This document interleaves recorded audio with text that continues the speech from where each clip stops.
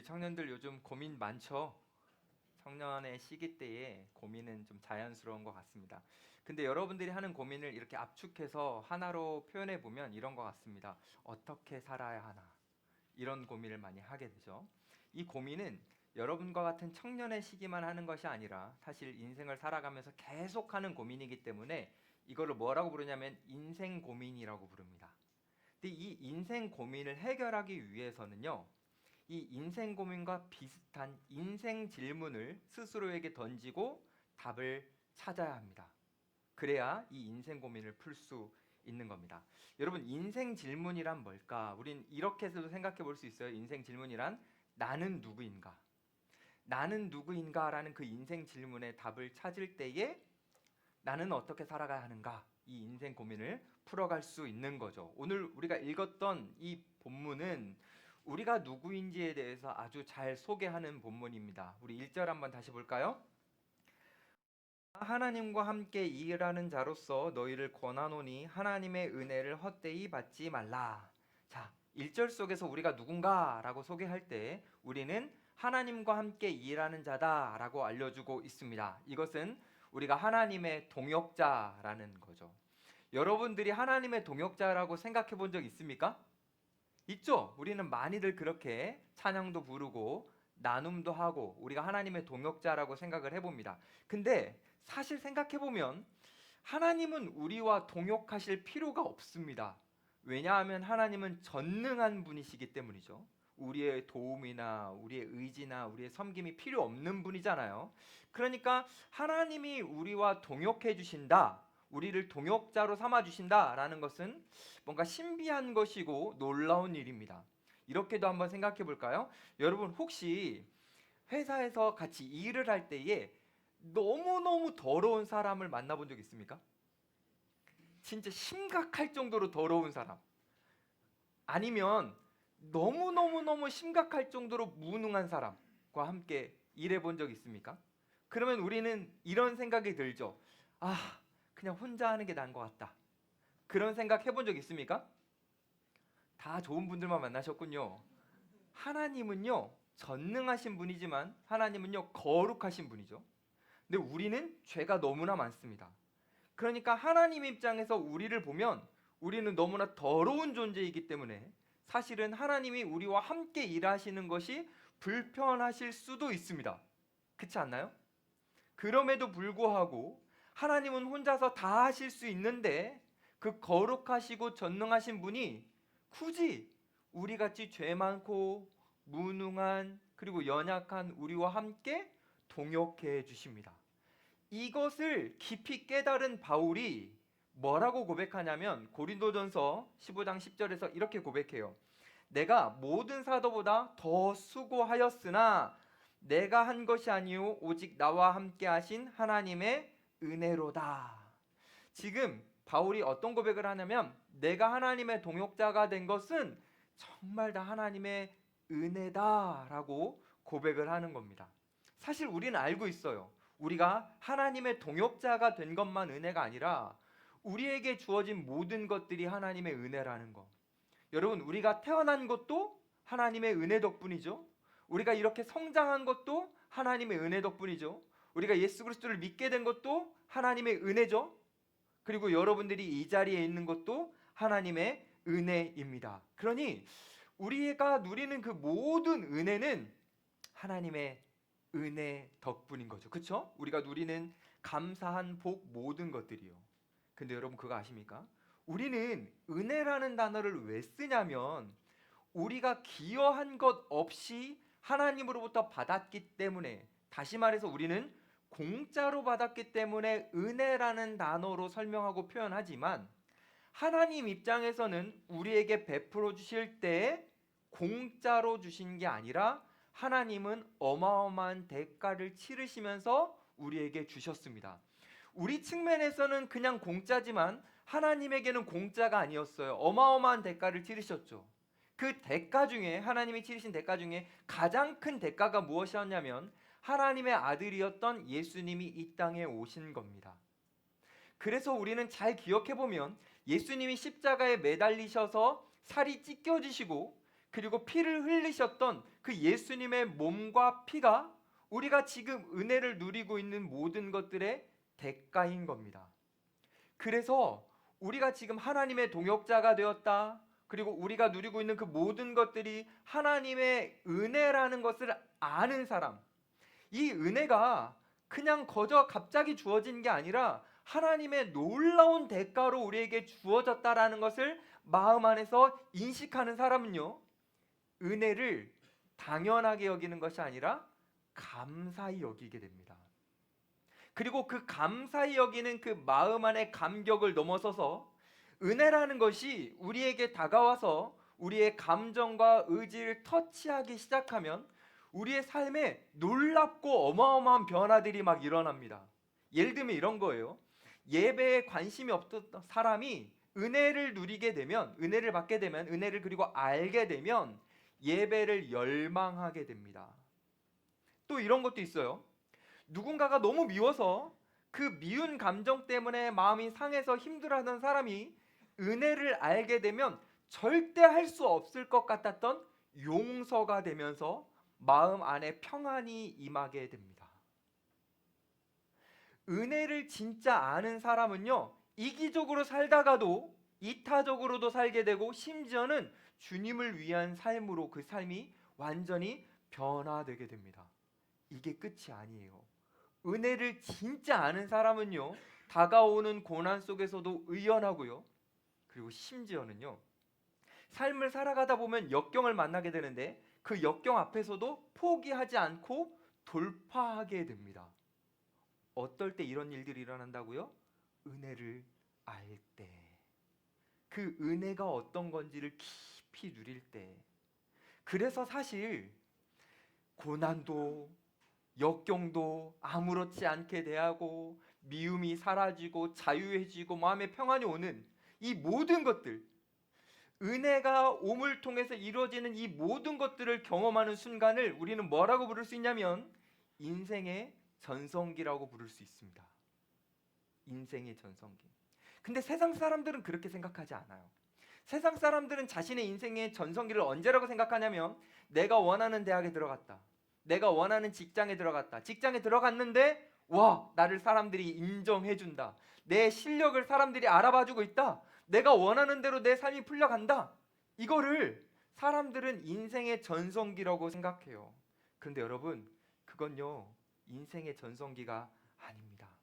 인생의 전성기, 그건 뭐냐면요, 은혜를 알게 되어서 은혜가 우리를 이끌고 가는 그 순간, 은혜가 내 인생과 내 삶을 이끌고 갈 때, 그때가 바로 우리의 인생의 전성기입니다. 왜냐하면 그때 세상에 줄 수 없는 기쁨과 만족과 자유함을 누리기 때문입니다.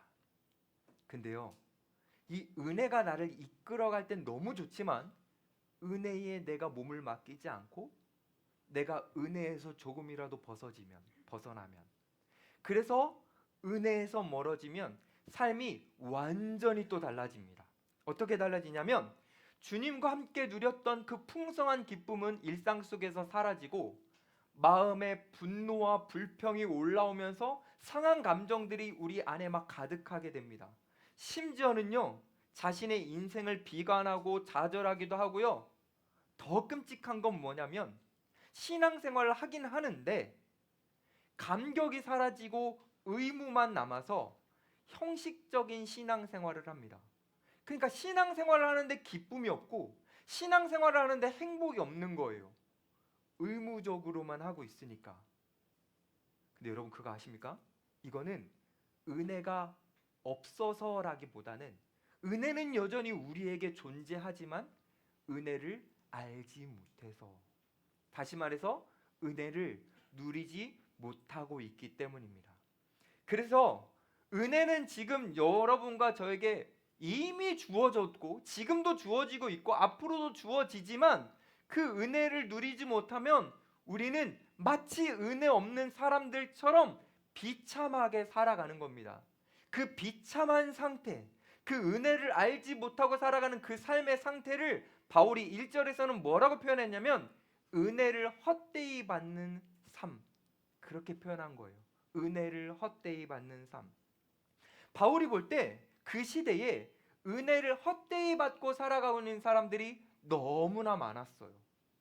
은혜가 분명히 있는데도 그 은혜를 누리지 못하는 사람들이 너무나 많았어요. 구원의 은혜를 예수 그리스도를 통해서 받았는데 여전히 세상에 연연하고, 하나님의 자녀가 되는 그 은혜를 받아 누렸음에도 불구하고 여전히 세상의 것 조금 더 갖지 못한 거로 인해서 마음이 상하고 낙심하고 세상에서 여전히 연연하면서 살아가는 그 사람들을 보면서, 야, 은혜를 헛되이 받고 있구나. 사도 바울이 그게 안타까웠던 거예요. 그래서 그 안타까움을 가지고 뭐라고 표현합니까? 은혜를 헛되이 받지 말라라고 권면하는 겁니다. 여러분, 이게 사도 바울의 시대만 있는 게 아니고요, 우리의 시대도 너무나 많습니다. 분명히 우리는 예수님을 인격적으로 만났고 그분을 믿고 있고 그분과 함께하면서 누렸던 기쁨을, 풍성함을 우린 이미 경험했습니다. 그런데 하나님의 나라가 우리에게 임했고 그 천국이 얼마나 아름답고 영광스러운지도 아는데 갑자기 그 알미 줄어들고 우리의 인식과 머릿속에서 사라지게 되면서 점점 세상의 것을 더 갖고 싶어하고 세상의 것에 연연하는 우리들의 모습이 때로는 있습니다. 이것이 너무나 안타까운 일입니다. 왜냐하면 분명히 우리는 천국이라는 기쁨을 소유했지만 기쁨을 누리지 못하기 때문입니다.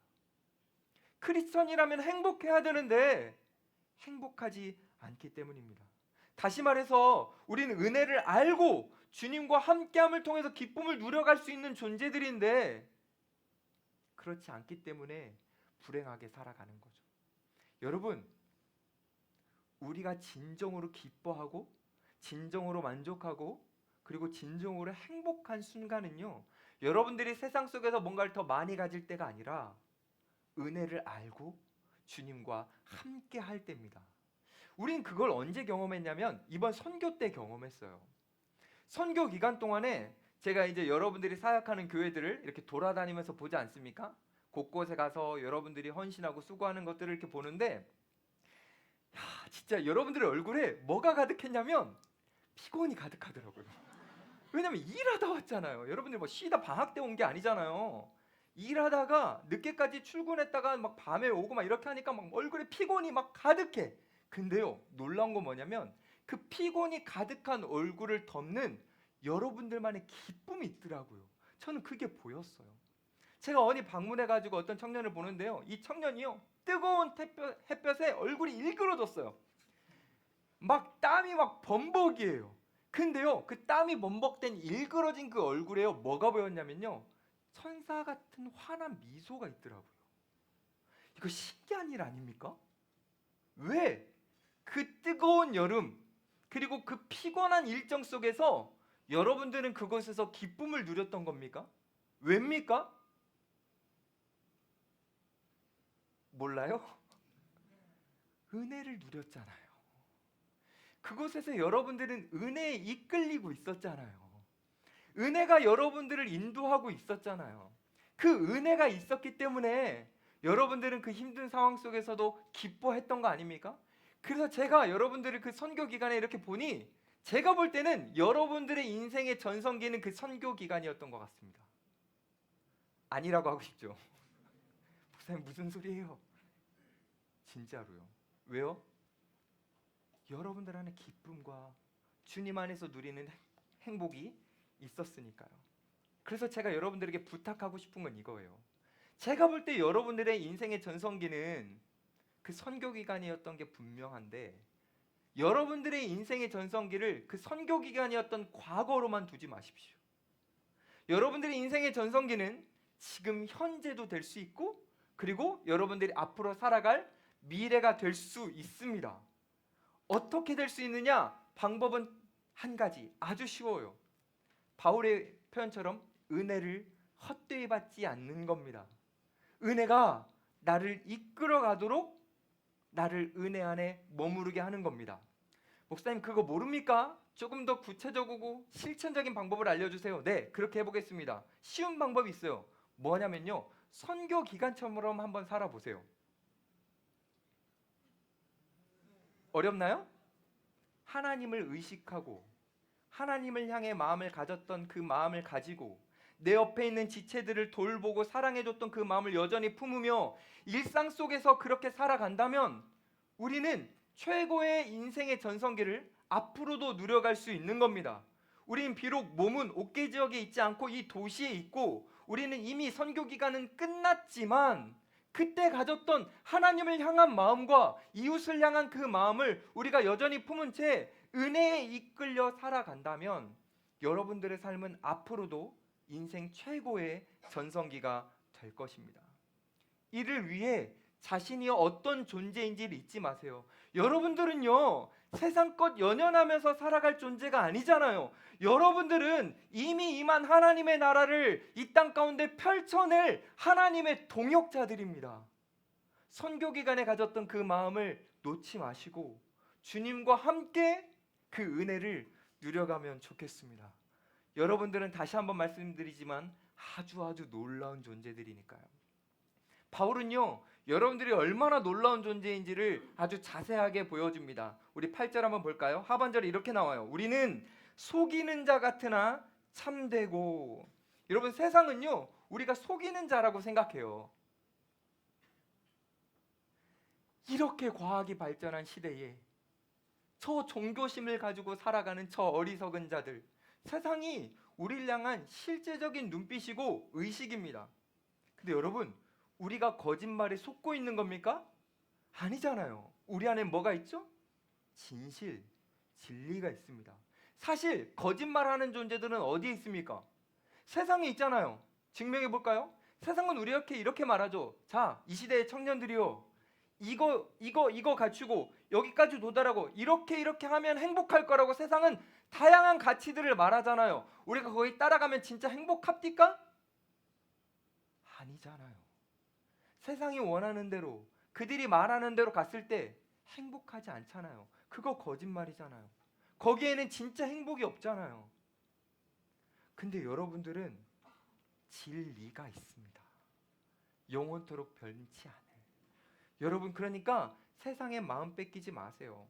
제가 이 말씀을 준비하면서 뭐가 느껴졌냐면요, 이런 게 느껴졌어요. 아, 진실과 판단이라는 게 되게 멀리 있구나.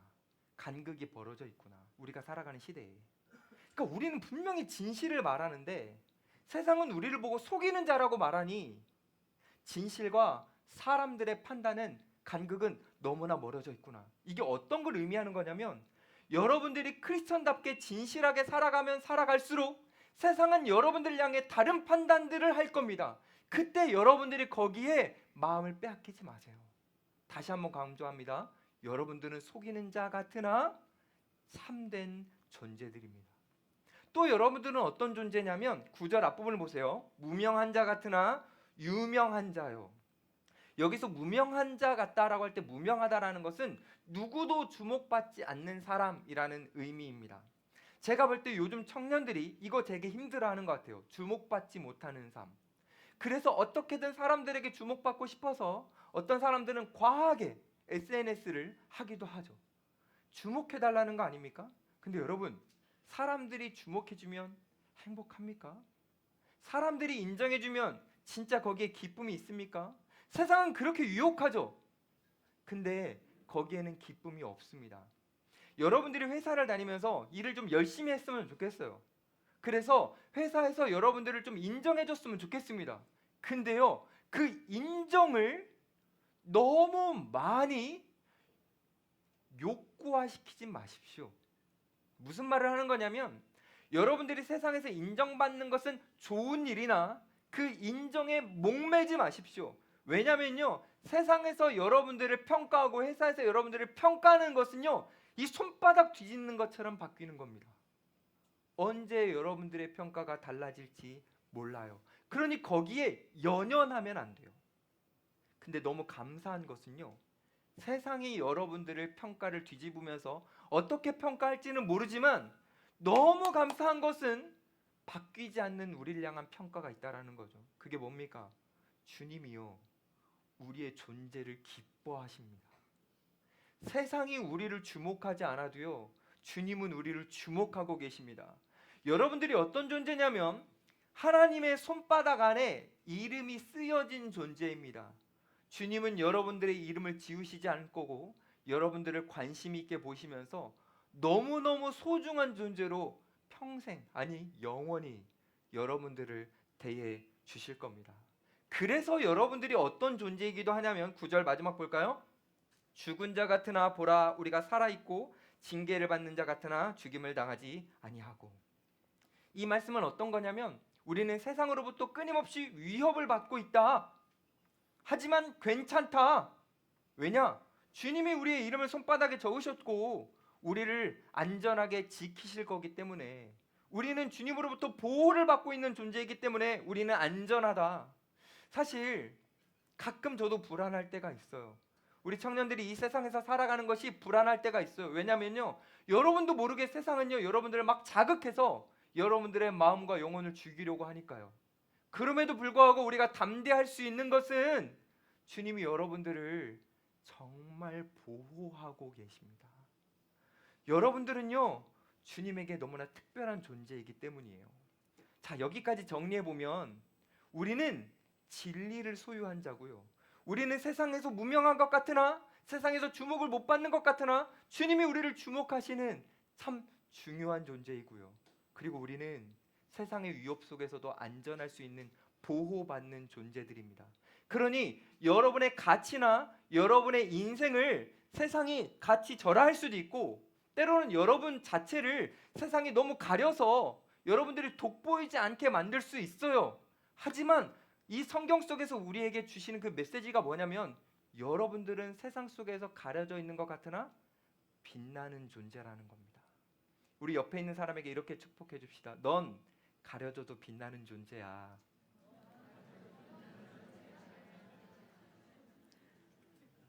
진심 담아서 했죠? 진심 여러분들은 그런 존재예요. 근데 여기서 끝이 아니에요. 우린 또 어떤 존재냐면 10절 볼까요? 근심하는 자 같으나 항상 기뻐하고. 여러분 이거 우리가 다뤘습니다. 그쵸? 우리 선교 기간 때 우리를 기쁨을 빼앗는 것들이 너무 많다. 사실 우리를 근심하게 하는 것들이 너무 많아요. 뭐가 있을까요? 경제적 어려움, 관계적 갈등, 뭐 개인적으로 이루어지는 뭐 상실 같은 거, 이게 우리를 근심하게 만들죠. 근데 여러분 그거 아십니까? 우리는 그 상황 속에서도 근심을 넘어서는 기쁨을 할 수 있습니다. 왜죠? 우리가 마주하고 있는 현실을 외면하기 때문에 우리가 기뻐하는 것이 아니라 그 현실을 우리가 직면하더라도 이 현실 속에서 함께 하시는 하나님이 계시기 때문에 우리는 기뻐할 수 있는 거예요. 제가 베이스 캠프 가서 놀랬던 거, 아니 내일이 없는 사람들처럼 놀더라고. 다음날 출근인데 막 기뻐하고. 한편으로는 이렇게 생각했어요. 현실을 외면했나? 근데 아니라는 걸 알았어요. 그게 아니라 그 순간 함께 하신 하나님이 너무 좋으니까 기뻐했던 거 아닙니까? 여러분들은요 근심을 이기는 기쁨을 이미 소유한 존재들입니다. 이제 마지막, 여러분들이 어떤 존재이냐? 10절 후반부 볼까요? 가난한 자 같으나 많은 사람을 부유하게 하고 아무것도 없는 자 같으나 모든 것을 가진 자로다. 여러분들이 이런 존재라는 거죠. 사실 저도 그렇고 여러분들도 그렇고 세상 속에서 많이 못 가졌을 수도 있죠. 가난해 보일 수도 있습니다. 하지만 우리는요 영적인 눈으로 봤을 때 가난하거나 아무것도 가지지 못한 게 아니라요, 우린 이미 모든 것을 가진 존재입니다. 왜죠? 모든 것이신 주님이 우리와 함께 하시잖아요. 세상에서 금방 사라질 돈, 물질, 코인, 주식.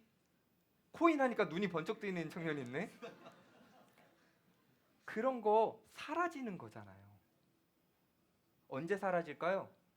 우리가 눈을 감는 순간, 그리고 이 세상이 변화되는 순간. 근데 안 사라질 거 우리 가졌잖아요. 영원히 지속될 천국이라는 걸 우린 이미 가졌잖아요.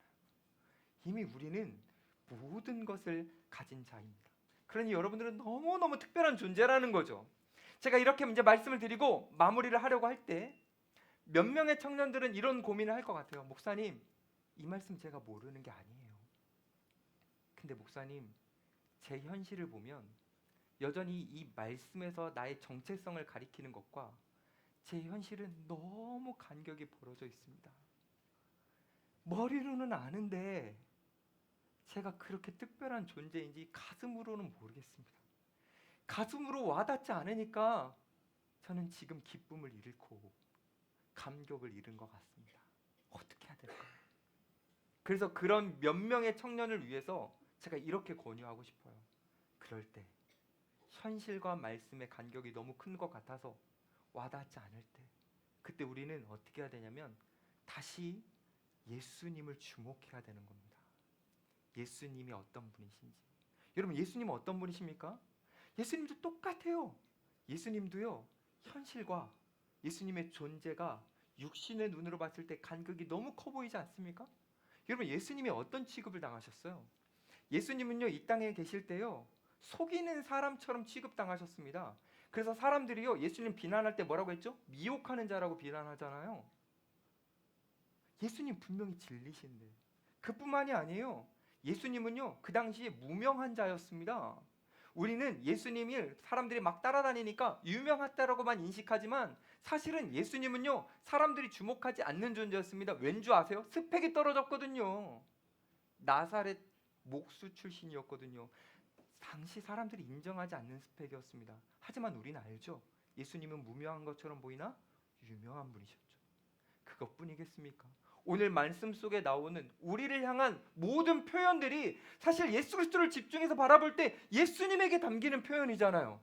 그러니까 우리가 지금 느끼고 있는 이 현실과 이 정체성이, 말씀해 주는 정체성, 이 간극은 예수님도 가지셨잖아요. 그럼 예수님도 가지셨다면, 근데 예수님이 그 세상 속에서 가려져 있었지만 빛나는 분이셨다면, 그 길을 따라가는 우리도 가려져 있는 것 같을지라도, 세상에서 우리를 주목하지 않는 것 같을지라도 우리는 믿음의 눈으로 예수님을 같이 바라보며 우리는 당당하게 살아갈 수 있는 겁니다. 부탁을 드리고 이제 마치려고 해요. 사랑하는 여러분, 여러분의 인생을 여러분들이 끌고 가지 마세요. 제발. 그 가는 길에 전성기는 없습니다. 여러분들이 끼끼야 성취 하나 가져도, 여러분들이 끼끼야 어떤 물질 하나 가져도 그게 여러분의 인생의 절대 전성기가 되지 않습니다. 여러분의 몸과 마음과 인생을 은혜에 던져야 됩니다. 은혜가 우리를 이끌어 가도록, 은혜가 여러분들을 이끌어 가도록, 여러분들이 은혜 안에 삶을 딱 드릴 때 여러분들을 은혜가 이끌어 가면서 그때 상상치 못했던 감격과 기쁨과 행복을 누려가게 될 것이고, 그때가 진짜 인생의 전성기라는 것을 여러분들이 경험하게 될 것입니다. 여러분의 인생의 전성기, 과거이기도 했지만 현재이기도 했으면 좋겠습니다. 여러분의 하루를 주님 앞에 내어드림으로, 특별히 선교 기간 때처럼 하나님 중심으로, 이웃을 사랑하는 마음으로 여러분들이 그렇게 사셔서 여러분들의 앞으로의 모든 삶이 여러분의 인생의 최고의 전성기가 되기를 간절히 소망하며 축복합니다.